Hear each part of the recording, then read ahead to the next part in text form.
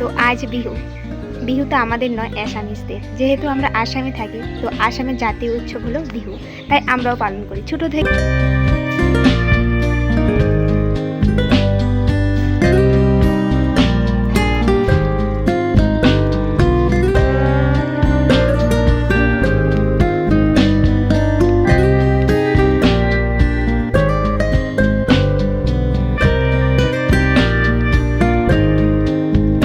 Hi friends, good morning.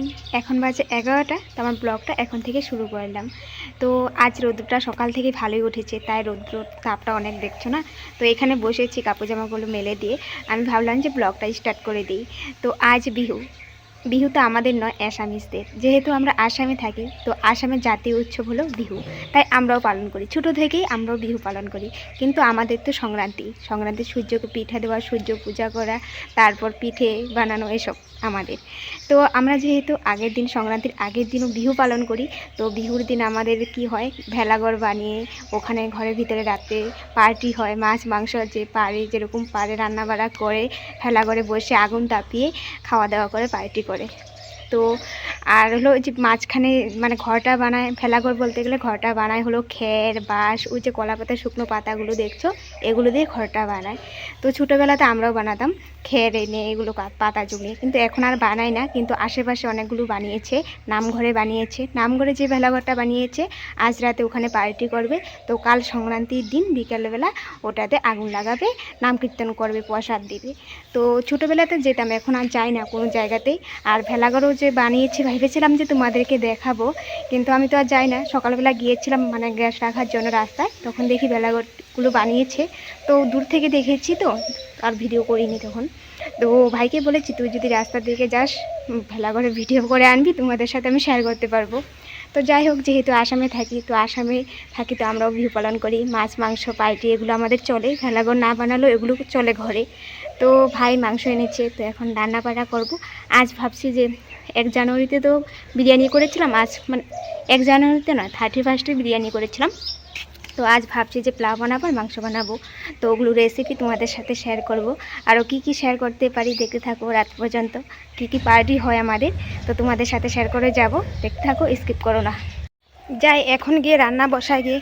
ও আর হ্যাঁ, আরেকটা কথা বলতে তো ভুলেই গেছি। আজ ভেলাঘরটা মাঝখানে যে আগুন জ্বালিয়ে সবাই আগুন তাপে রাত্রে পার্টি করে, ওই আগুন যে তাপায় মানে যে খড়িগুলো ওরা জোগাড় করে, ওটা হলো চুরি করে করে। তো তোমরা ইনস্টাগ্রামে রিলগুলো দেখো, যেরকম ভোগালী বিহু বলতে গেলে রাত্রে চুরি করে খড়ি, তারপরে গিয়ে পার্টিগুলো করে, মানে আগুন জ্বালায়, মানে খুব ফুর্তি হয়। কিন্তু আমরা তো আর এগুলো করি না, মানে ছেলেরা করে আসামিসরা। তো যাই হোক, ভালো লাগে এগুলো মানে দেখলে, মানে শুনলেও।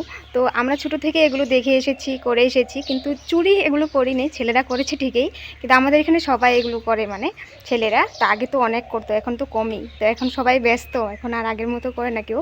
তো ওই খড়িগুলো চুরি করে রাত্রে ওখানে মাঝখানে আগুন জ্বালিয়ে তাপিয়ে তারপর পার্টি করে, গান বাজনা লাগায়। তো ভালো লাগে অনেকেই। তো চলো, লেট হচ্ছে, যাই ঘরে। দেখো ফ্রেন্ডস, আমি ঘরে এসে কিন্তু জলটা বসিয়ে দিয়েছিলাম। তো জলে আমি রিফাইন অয়েল, তেজপাতা, লং, এলাচি এগুলো দিয়ে দিয়েছি। তো জলটা সুন্দর গরম হয়ে গেছে। তো আমি চালটাও ক্লিন করে নিয়েছি। চালটা নিয়েছি, কয়েকটা বাসমতি চাল ছিল আর জিরা রাইস, দুটো মিক্স করে নিয়েছি। ভালো করে ক্লিন করে অল্প টাইমের জন্য রেখে দিয়েছিলাম। তো এখন আমি দিয়ে দিচ্ছি, ভাতটা আমি বানিয়ে নিব।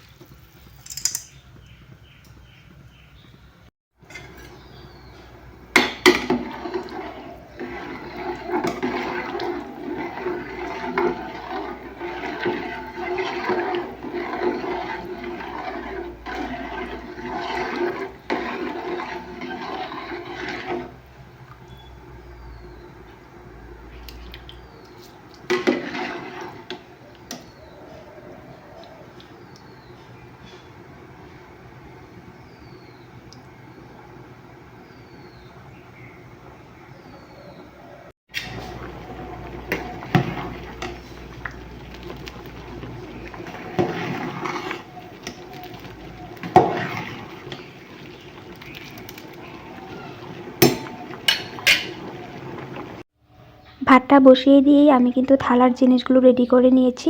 তো ভাতটা হয়ে গেছে, নামিয়ে নিয়েছিলাম।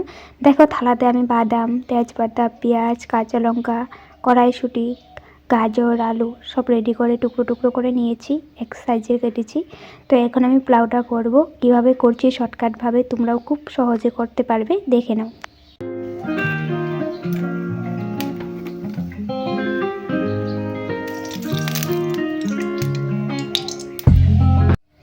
কড়াইটা গরম হয়ে যাওয়ার পর আমি রিফাইন অয়েল দিয়ে দিয়েছি। তোমরা চাইলে ঘি দিয়েও করতে পারো, তো আমাদের ঘরে ঘিটা খেতে চায় না, তাই আমি দিলাম না। তো দেখো আমি সব কিছু রেডি করে নিয়েছি সামনে। তো অনেক সুন্দর করে তোমাদের সাথে স্টেপ বাই স্টেপ শেয়ার করব, আর অনেক সুন্দর সুন্দর ভিডিও, অনেক ভালো ভালো রেসিপি তোমাদের সাথে শেয়ার করি। তোমরা দেখার পর লাইক করে যাবে, কমেন্ট করবে, তবে বুঝতে পারবো তুমি আমার ভিডিওটা লাইক করেছো।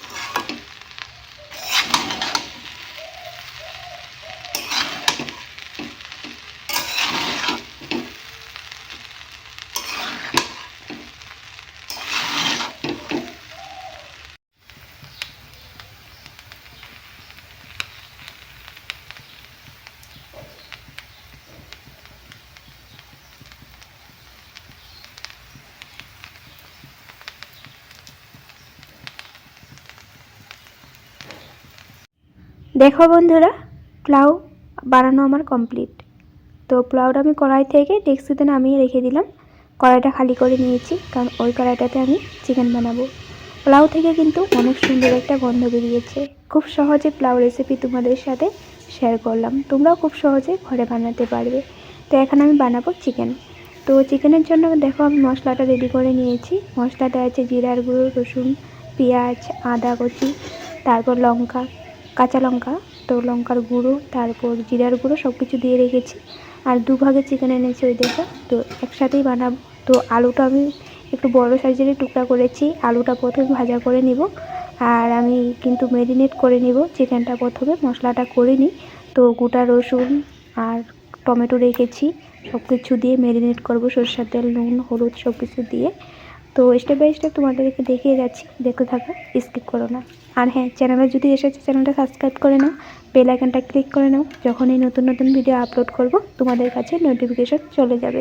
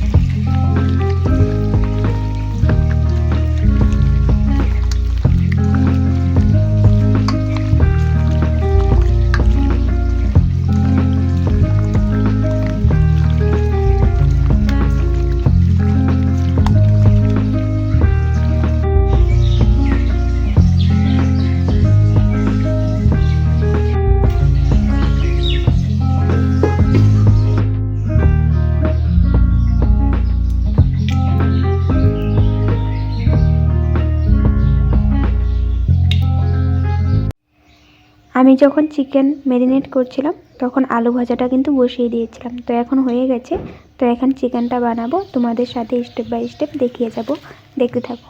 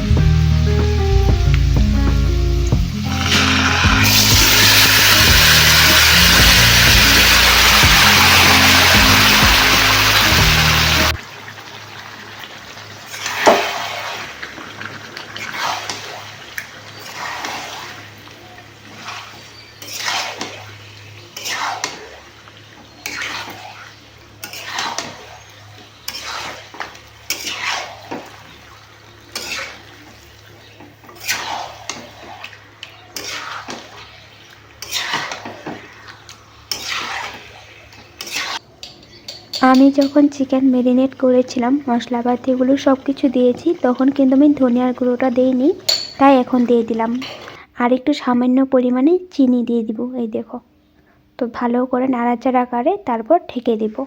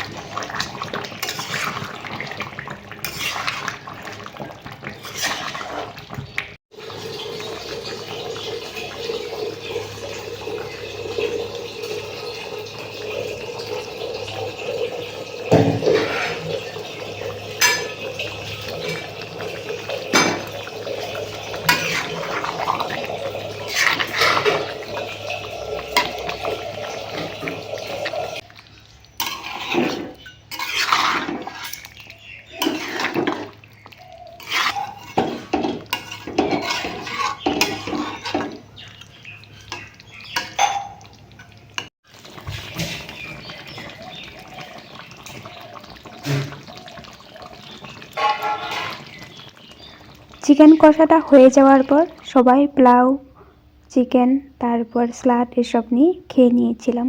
খুব টেস্টি হয়েছিল। এখন বাজে 8টা। তো আমার ভাই আজ তাড়াতাড়ি কাম কাজ করে চলে গেছে পার্টি করার জন্য। তো আমি ঘুমিয়ে আছিলাম। তো দুপুরে তো মাংস বানিয়েছি, মাংস ছিল। তো মা এখন রুটি বানাচ্ছে, ডাকলো যে খেয়ে নি। তো আমাদের পার্টি আর এটাই, রুটি মাংস খাওয়া রাতে। তো ভেলাঘর তো বানাইনি, তো আগে ভেলাঘরে বানিয়ে তারপর ওটা ভিতরে গিয়ে আগুন তাপিয়ে তারপর রুটি মাংস খেতাম। আগে তো পাটি ভরে ভরে মাংস, রুটি 4টা 5টা এরকম খেতাম। এখন দিনে দিনে বড় হচ্ছি, খেতেই পারি না। মাকে বলছি আমি 1টা রুটি বা 2টো রুটির বেশি কিন্তু খাবো না। 2টো রুটি। রুটিগুলো মা পনির দিয়ে করেছে। পনির দিয়ে রুটি করে দেখো, খুব টেস্টি হয় খেতে, নরমও হয়। তো চিকেনটাও গরম করেছে। তো এখন খেয়ে নিই। 2টো রুটি দিয়েছে, হয়তো খেতে পারবো না, একটাই খাবো। তো আজ ব্লগটা এখানে সমাপ্ত করব। তো সকলকেই আমার তরফে থেকে ভোগালী বিহুর শুভেচ্ছা জানালাম। তো বাই বাই।